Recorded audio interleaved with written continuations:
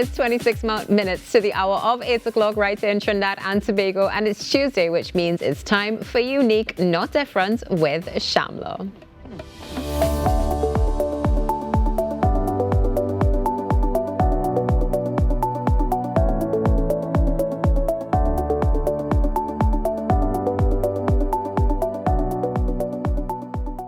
Good morning, everyone, and welcome to Unique, Not Different with me, Shamla.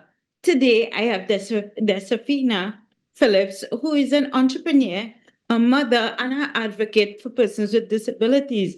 And she has found her purpose through herself being a mother and through her entrepreneurial skills. So, good morning, Desphiana. How Good are morning. you? Nice to meet you, and you look lovely today. So, Des, what inspired you to create one or more projects such as Dezime Limited? And how has your journey as a mother influenced this mission? So Design is Me Limited is a company that I birthed over 13 years ago. I have been a fashion designer for literally all my life. And Design is Me is sort of like an ethos. It's all the things that design means to me. So design is intricate, it's sophisticated, it's modern, it's elegant. And we have a number of subsidiaries that fall under Design is Me Limited. So I have my sewing school, I have my manufacturing arm, and under the manufacturing arm, I have a number of fashion labels that span across different niches. Swimwear, carnival wear, the dress that I have on right now, etc. So over the years being a mother has allowed my business to grow and transform as I grew and transformed, if that makes sense.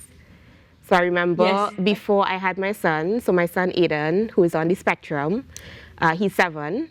And I remember before I had Aiden, I was fresh out of university, fashion design was all I did. Like I would live and breathe sewing and design. And then after I had him, I had to make a really, really tough decision from like a business perspective. So like before I had him, I focused on gowns. I loved creating gowns. I could have, I didn't have a parrot on a stick, like we always say. No responsibilities. I still lived at home with my mom.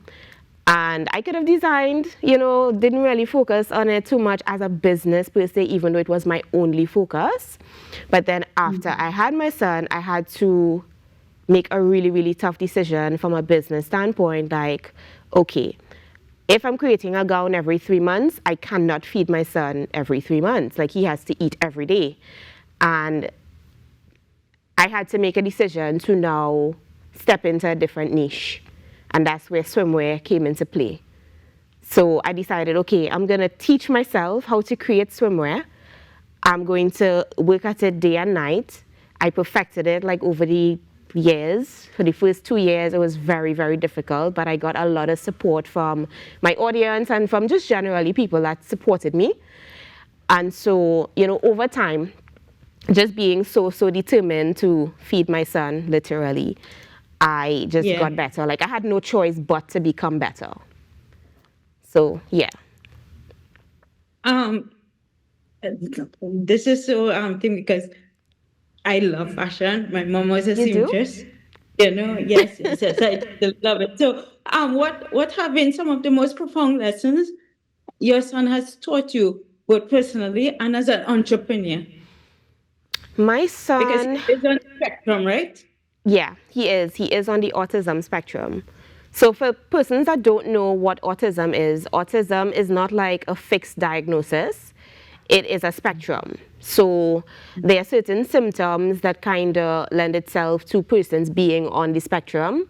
Some persons fall on the lower end of the spectrum. So my son, he is more on the lower end of the spectrum. He's not fully nonverbal, so he still says words, he still communicates to some degree.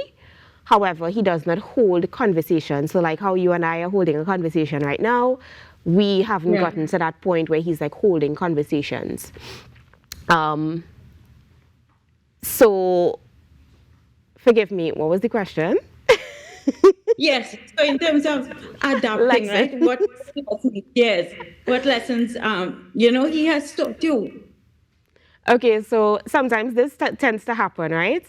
When you are a mom or a parent in general, and you have a child that has a disability or somebody that's on the spectrum, that you are, your mind is always all over the place doing a whole lot of stuff. Sometimes you have like foggy brain. So that's just what happened to me a moment ago. Um, my son has taught me, from a personal standpoint, patience. A whole lot of patience. The fact that he does not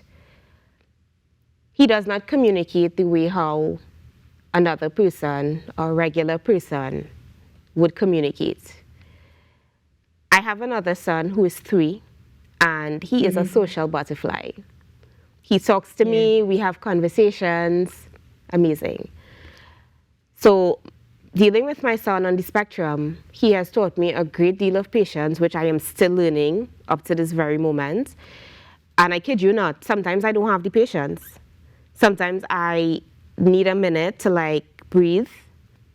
Sometimes I have to step away completely, even if it means going to the gym at 2 a.m. Obviously not leaving him alone, right?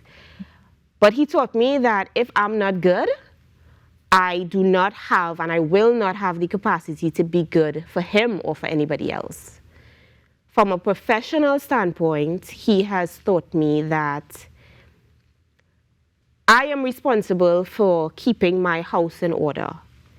And my clients, my students, my partners in the professional sphere, they are not responsible for caring so much about what I have going on in my personal life. So it's not to say that they don't have empathy, because I have clients and I have, partners that are so empathetic to the fact that I have a child that's on the spectrum and it's a lot. But I also have to understand, and he has taught me to understand, that it's nobody else's responsibility outside of myself to make sure that I keep my house in check and that it does not affect me in a business or professional sense. That's what basically I'm hearing. It taught you to adapt to people and environment. So Desiree, Desphiana, your upcoming Blazer Speaks podcast promises raw conversation with industry trailblazers. What inspired the project, and what kinds of stories you hope to bring to the forefront? So what inspired that project, the Blazer Speaks podcast, is literally the last 2 years of my life. It has been a lot, very, very transformational. My business would have changed, like the climate of my business would have changed a lot over the last 2 years. I don't know if it was just a season or period where I needed to grow. And maybe I was just creating from a place of burnout for the last 2 years. So I was not giving everything my best, or maybe I was just juggling so much that things were falling through the cracks. Clients were displeased. Deadlines weren't being met. And it got to the point where I wanted to step away completely. I wanted to give up completely.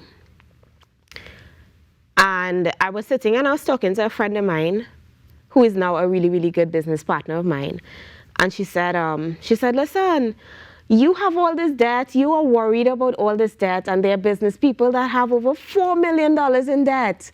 Like, you think this is big? This isn't big, you're good. And just hearing that reassurance, like, you're not, like, all is not completely lost. This is a part of it. Part of being a successful entrepreneur is literally staying in the game, even when it gets really, really tough. And over the last 2 years, I feel like I would have self-sabotaged in many ways. It doesn't matter what the excuses were or what the reasons were. But over the last year or two, I would have self-sabotaged. I would have garnered a tainted reputation in a sense. And so having that conversation with my friend allowed me to see that I am not alone. I'm not by myself. There are other entrepreneurs who are dealing with the same thing. There are other mothers who are parenting kids that have disabilities or that's on the spectrum as well. And a lot of the issues that we think, oh my God, it's the end of the world, other people are dealing with this as well. And the healing comes and the community comes where we could sit and have conversations and we could say, listen, this is what happened to me. This is the decision that I made and it wasn't the best. This is what I had to do and it blew up in my face. It's really about sitting and having those very raw, real conversations where the blazer comes off and we just sit and we talk and we heal and we reassure persons that, hey, whatever your journey is in this entrepreneurship game, it's not broken. Nothing is wrong with you. It's simply bespoke. And bespoke means tailored to a person. So, a true challenge is you find a purpose. So, in 30 seconds or less, what message do you want to leave with families navigating similar challenges? No pressure. Press on. Press on and lean in. Lean in.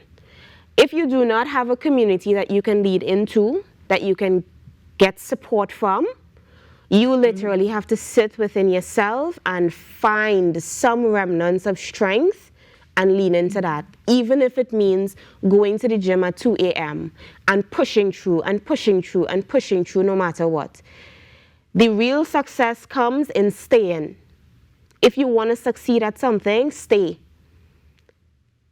Commitment and consistency. You stay consistent with something long enough, it is going to breed a result. If you are consistently bad, you are going to yield a negative result. If you are consistently good and you consistently show up, you're going to yield a successful result. And it doesn't matter where you are right now. If you feel like you are not in the best position or you feel like you have some cleaning up to do, recognize it, acknowledge it, get on it, and start your consistency journey in a right and positive direction from today. That's it. Desphiana, thank you so much. You sound like, you've barely been through it and you sound very experienced. And I would love to have you back to, just share some of your designs because I'm very interested in it, right? Thank you so much for having me. It's a pleasure. It's really a pleasure. And good luck with all your entrepreneurial stuff. And I know you will be a success because you have the right mind. And just know that all entrepreneurs go through the same thing. Thank you so much. To find, right? So, guys, with that being said, I want to say thank you so much for tuning in to this week's segment of Unique Not Different. As I always say, be good, do good. Until next week. Bye, everyone.